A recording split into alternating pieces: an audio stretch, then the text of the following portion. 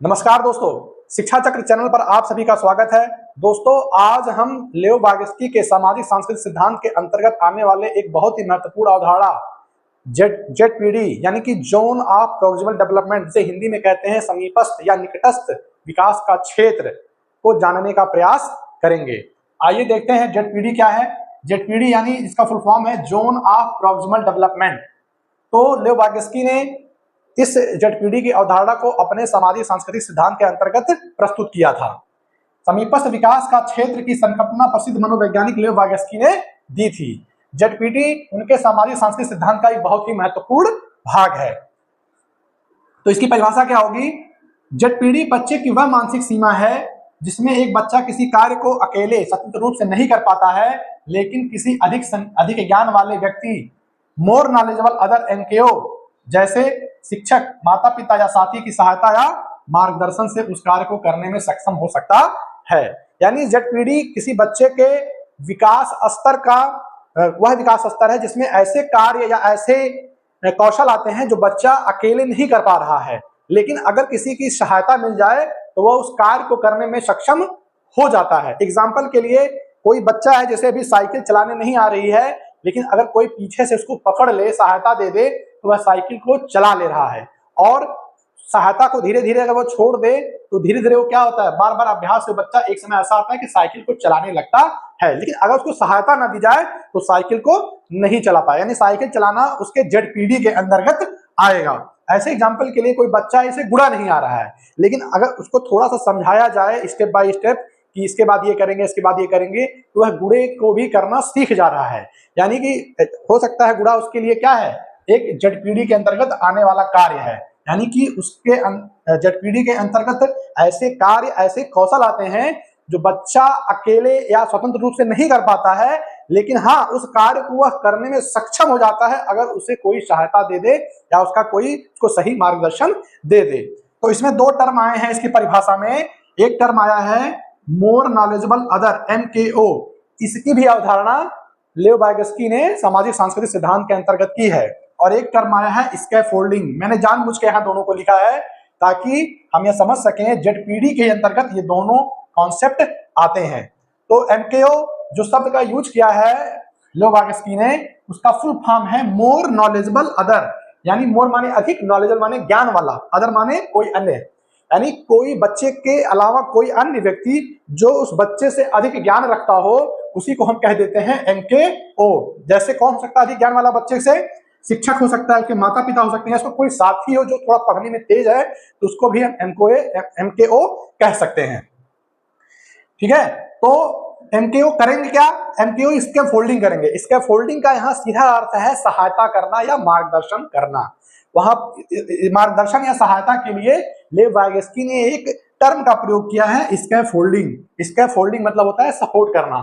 Actually इस शब्द का जो अर्थ है वो ढांचा से लिया गया है। जैसे कि जब घर बनता है तो घर पे छत लगाने के लिए पहले नीचे सपोर्ट दिया जाता है, फिर उसके ऊपर छत लगाया जाता है। कुछ दिनों बाद जब छत पक जाता है तो हम उस सपोर्ट को हटा लेते हैं और वह छत टिक जाता है। लेकिन अगर उस सपोर्ट को तुरंत हटा लिया जाए तो छत तुरंत गिर जाएगा। तो वो जो सपोर्ट है उसी को स्कैफोल्ड कहते हैं। उसी को क्या कहते हैं? स्कैफोल्ड। उस सपोर्ट को, वहीं से इस वर्ड को यूज किया गया है, स्कैफोल्डिंग, यानी कि सहायता या मार्गदर्शन। यानी कि बच्चे को अगर कोई कार्य करने में दिक्कत हो रही है तो कार्य को कर पाए, तो उसके लिए उसे स्कैफोल्डिंग करने की आवश्यकता होती है। यानी कि बच्चे को सहायता करने की आवश्यकता होती है। और सहायता कौन करते हैं? बच्चे से अधिक ज्ञान रखने वाले अन्य लोग, मोर नॉलेजेबल अदर, एमकेओ। एमकेओ के अंदर कौन आएगा? शिक्षक, माता पिता और साथी आएंगे जो बच्चे को सहायता करेंगे ताकि बच्चा जिन कार्यों को नहीं कर पा रहा है उस कार्यों को धीरे धीरे वो करने में सक्षम हो जाए। इसी को कहते हैं ZPD, zone of proximal development. सामाजिक सांस्कृतिक सिद्धांत के अंतर्गत लेव वागस्की ने इस जोन ऑफ प्रोक्सिमल डेवलपमेंट की बात की है। फिर अगर और अच्छे से समझना है जोन ऑफ प्रोक्सिमल डेवलपमेंट को, तो उसके लिए हम 3 विकास क्षेत्रों की बात करते हैं, जिनको अगर हम बारी बारी से देखेंगे तो जोन ऑफ प्रोक्सिमल डेवलपमेंट का कॉन्सेप्ट हमारा और भी अच्छे से क्लियर हो जाएगा। तो जो जेडपीडी को 3 विकास क्षेत्रों में बांटा गया है, उसमें से पहला जो क्षेत्र है जोन ऑफ एक्चुअल डेवलपमेंट, वास्तविक विकास का क्षेत्र। इस क्षेत्र में ऐसे कार्य को शामिल किया जाता है, ऐसे कौशल या ज्ञान को शामिल किया जाता है जिन्हें बच्चा अभी कर पा रहा है, बिना किसी के सहायता के अकेले अपने दम पर वह कर सकता है। ऐसे कार्य को हम क्या कहेंगे, वह किस क्षेत्र में आएगा, वो वास्तविक विकास के क्षेत्र में आएगा। दरअसल यह बच्चे की वास्तविक विकास स्तर को दर्शाता है। यानी कोई बच्चा है तो जाहिर सी बात है कि उस बच्चे के वर्तमान स्तर पे भी कुछ ना कुछ उसको ज्ञान रहेगा, तो जो ज्ञान उसके पास ऑलरेडी है वह बिना किसी के सहायता से कर ले रहा है, वह कार्य, वह ज्ञान, वह कौशल ही क्या कहलाएगा, जोन ऑफ एक्चुअल डेवलपमेंट के अंतर्गत आएगा, वास्तविक विकास के क्षेत्र के अंतर्गत आएगा। एग्जाम्पल के लिए कोई ऐसा बच्चा है जिसे जोड़ घटाव के सवाल आ रहे हैं, यानी जोड़ घटाने का सवाल कैसा भी दे दो, वो बिना किसी शिक्षक की सहायता से, बिना किसी एनकेओ की सहायता से वह उसको कर ले रहा है, तो यह क्या हो जाएगा, उसका वास्तविक विकास स्तर हो जाएगा। इसके बाद आपका जो नंबर 2 पे आएगा वो है जोन ऑफ प्रॉक्सिमल डेवलपमेंट, जो हम पढ़ रहे हैं। तो देखते हैं जोन ऑफ प्रॉक्सिमल डेवलपमेंट क्या है। तो देखते हैं दूसरा जो विकास क्षेत्र है वो है जोन ऑफ प्रॉक्सिमल डेवलपमेंट, समीपस्थ विकास का क्षेत्र, जिसे कहते हैं जेडपीडी शॉर्टकट में। पहला वाला हमने पढ़ लिया है, जोन ऑफ एक्चुअल डेवलपमेंट, वास्तविक विकास का क्षेत्र। अब दूसरा देखते हैं जो कि हमारे इस वीडियो का केंद्र बिंदु है, जेडपीडी। तो पहला हमने देख लिया, दूसरा देखते हैं जेडपीडी क्या होता है। इस विकास क्षेत्र में ऐसे कार्य, कौशल या ज्ञान आते हैं जिन्हें बच्चा स्वतः करने या सीखने में अक्षम होता है, लेकिन थोड़ी सहायता स्कैफोल्डिंग के साथ कर या सीख सकता है। जैसे बच्चे को गुणा नहीं आता है, लेकिन अगर शिक्षक उसे सिखाए तो बच्चा गुणा सीख सकता है, यानी गुणा उसके जेडपीडी के क्षेत्र में आएगा। ठीक है, तो ये मैं पहले बता चुका हूं आपको। तो ये जेडपीडी ऐसे कार्य, कौशल, ज्ञान आते हैं उसके अंतर्गत जिन्हें बच्चा सहायता से कर सकता है, लेकिन बिना सहायता के वह करने में भी अक्षम है। और जो तीसरा आपका है जोन ऑफ डिजिटल डेवलपमेंट, दूरस्थ विकास का क्षेत्र, यानी इसके अंतर्गत क्या आते हैं, इसके अंतर्गत ऐसे कार्य, कौशल व ज्ञान आते हैं जो बच्चा अभी सीखने के लिए तैयार ही नहीं है, भले ही उसे सहायता या मार्गदर्शन दिया जाए वो अभी इसे सीख नहीं सकता है। ये जेडपीडी के आगे के कौशल हैं, क्या कार्य है, जेडपीडी से बाहर है। जेडपीडी मतलब जेडपीडी के अंतर्गत वो कार्य, कौशल या ज्ञान आते हैं जिन्हें बच्चा सहायता से सीख सकता है, लेकिन जो जेडपीडी के बाहर है वो क्या है, ऐसे ज्ञान, कौशल जिन्हें बच्चा अभी सीखने के लिए तैयार ही नहीं है, उसके मानसिक स्तर का वो चीज है ही नहीं। एग्जाम्पल के लिए अगर छोटा बच्चा है, अभी क्लास 1 या 2 का बच्चा है, जैसे अभी जोड़, घटाना, गुणा, भाग सीख रहा है, अगर उसको हम लसा और मासा सिखाए तो सिखाने पर भी वह उसको सीख नहीं सकता है, क्योंकि वह उसके जेडीपी से बहुत ही जेडडीपी से क्या है, बहुत ही दूर का कार्य है वो। तो ये आपका हो गया जोन ऑफ डिजिटल डेवलपमेंट, जैसे कहते हैं दूरस्थ, यानी कि विकास क्षेत्र क्या है, बहुत ही दूर है, ये बच्चे के लिए अभी सिखाने कोई मतलब नहीं है। जो वाइगोस्की थे उनका सिद्धांत का जो मुख्य रूप से किस पे केंद्रित था, वो जेडपीडी पर केंद्रित था, जोन ऑफ प्रॉक्सिमल डेवलपमेंट पर केंद्रित था। क्यों? क्योंकि देखो जोन ऑफ एक्चुअल डेवलपमेंट तो वह ज्ञान, वह क्षेत्र है जिसके अंतर्गत वे कार्य, कौशल आते हैं जो बच्चे को आ रहा है ऑलरेडी, तो जो चीज आ रही है तो उसको सिखाने की तो आवश्यकता नहीं है। और ये जो आखिरी में है जोन ऑफ डिजिटल डेवलपमेंट, इसके अंतर्गत वे कार्य, कौशल आ रहे हैं जो बच्चे को सिखाया भी जाए तो बच्चा अभी सीख ही नहीं सकता, वह बहुत ही छोटा है। तो ये और ये, तो इसलिए वाइगोस्की के लिए इनका इसका महत्व नहीं था। वाइगोस्की का महत्व किसका था, जोन ऑफ प्रॉक्सिमल डेवलपमेंट का था, क्योंकि जोन ऑफ प्रॉक्सिमल डेवलपमेंट के अंतर्गत वो कार्य और कौशल आ रहे हैं जो बच्चा सीख सकता है सिखाने पे। तो जेडपीडी के अंतर्गत क्या हम करते हैं, शिक्षक क्या करता है, बच्चे के जेडपीडी का पता लगाता है कि बच्चा इस चीज को कर सकता है अगर सहायता दिया जाए। तो शिक्षण कार्य में जेडपीडी क्या करता है, शिक्षक को हेल्प करता है, सहायता करता है। इसके बाद एक वर्ड आ रहा है स्कैफोल्डिंग। स्कैफोल्डिंग क्या होता है, इसको भी हम जरा देख लेते हैं। स्कैफोल्डिंग के पहले हम एक कॉन्सेप्ट और है एमकेओ, मोर नॉलेजेबल अदर, इसके बारे में पढ़ लेते हैं ये क्या होता है।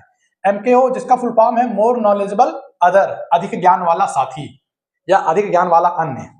एमकेओ वह व्यक्ति होता है जो बच्चे से अधिक ज्ञान रखता है और बच्चे को नई चीजें सीखने में सहायता करता है। एमकेओ कोई शिक्षक हो सकता है, माता पिता, बड़ा भाई बहन या अनुभवी साथी हो सकता है। एमकेओ का कार्य क्या है, एमकेओ बच्चे को नई जानकारी देते हैं और सीखने में सहायता करते हैं, स्कैफोल्डिंग करते हैं उनकी। यानी कि एमकेओ का मतलब हो गया मोर नॉलेजेबल अदर, उन सभी व्यक्तियों को कहते हैं जो क्या हो, बच्चे से अधिक ज्ञान रखते हो। वे शिक्षक हो सकते हैं, माता पिता हो सकता है, बड़ा भाई बहन हो सकता है या उनका कोई अधिक अनुभवी साथी हो सकता है। एमकेओ का काम क्या होता है, एमकेओ का काम होता है बच्चे को नई जानकारी देना और अगर वह कोई कार्य सीख रहा है तो उसकी उस कार्य में सहायता करना या स्कैफोल्डिंग करना। अब देखते हैं स्कैफोल्डिंग क्या होता है। स्कैफोल्डिंग, इसे हिंदी में कहीं कहीं पेपर जब आप देंगे सीटेट वगैरह का, तो उसमें कहीं कहीं पाड़, कहीं कहीं ढांचा, इस तरह के शब्द का प्रयोग मिलेगा स्कैफोल्डिंग के लिए। तो आप अंग्रेजी में तो जरूर जानिएगा स्कैफोल्डिंग, क्योंकि अंग्रेजी में तो इसका यही स्पेसिफिक टर्म है स्कैफोल्डिंग। तो स्कैफोल्डिंग का अर्थ है शिक्षक या अनुभवी व्यक्ति, जिसे हम क्या कह रहे हैं, MKO कह रहे हैं, शिक्षक या अनुभवी व्यक्ति द्वारा दी गई ऐसी अस्थायी सहायता जो बच्चे को उसके जोन ऑफ प्रॉक्सिमल डेवलपमेंट यानी ZPD के कार्य सीखने में मदद करती है। जब बच्चा नया कार्य या जानकारी सीखता है तो शिक्षक शुरू में मार्गदर्शन और सहायता देते हैं, और धीरे धीरे जैसे बच्चा सक्षम होता जाता है सहायता घटती जाती है। ठीक वैसे जैसे मकान बनाते समय अस्थायी बांस या ढांचा, जिसे स्कैफोल्ड कहते हैं, लगाया जाता है और काम पूरा होने पर उन्हें हटा दिया जाता है। तो स्कैफोल्डिंग का अर्थ यह हो गया कि शिक्षक या अनुभवी व्यक्ति यानी कि MKO के द्वारा बच्चे को सहायता देना, किस क्षेत्र में, किस कार्य में, ऐसे कार्य जो ZPD के अंतर्गत आते हों, जिन्हें बच्चा अकेले नहीं कर पा रहा है, लेकिन उन्हें करने के लिए अगर सहायता मिले तो सहायता के साथ वह उस कार्य को सीख सकता है। तो स्कैफोल्डिंग मतलब होता है शिक्षक या अनुभवी व्यक्ति के द्वारा बच्चे को अस्थायी सहायता देना, यानी कि वह सहायता शुरू में दिया जाएगा, जब बच्चा सीख जाएगा तो सहायता को पीछे से हटा लिया जाएगा। जैसे एग्जांपल के लिए वही, जब शुरू में बच्चे को साइकिल सीखता है तो पीछे से उसको हमें पकड़ना पड़ता है, फिर धीरे धीरे धीरे जब बच्चा पैडल मारना चालू करता है हम सहायता छोड़ देते हैं और बच्चा साइकिल चलाना सीख जाता है। वही है स्कैफोल्डिंग।